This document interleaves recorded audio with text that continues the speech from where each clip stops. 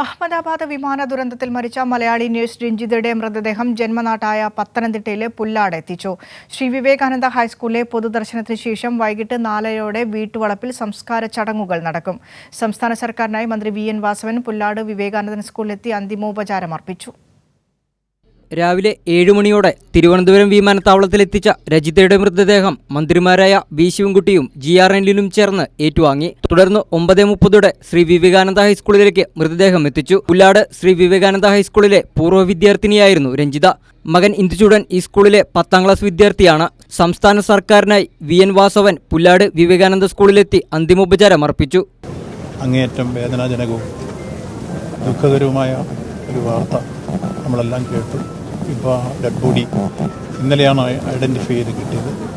അവിടുന്ന് പോസ്റ്റ്മോർട്ടം എല്ലാം ചെയ്ത് കൃത്യമായി തിരുവനന്തപുരം എയർപോർട്ടിൽ എത്തിച്ചു.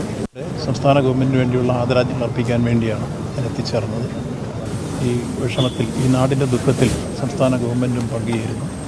രജിതയുടെ പൊതുദർശനം നടക്കുന്ന സമയം ദുഃഖസൂചകമായി ജംഗ്ഷനിലെ കടകൾ വ്യാപാരികൾ അടച്ചിട്ടു. വൈകിട്ട് 4:30 വീട്ടുവളപ്പിൽ വെച്ച് സംസ്കാര ചടങ്ങുകൾ നടക്കും. കൈരളി ന്യൂസ്, പത്തനംതിട്ട.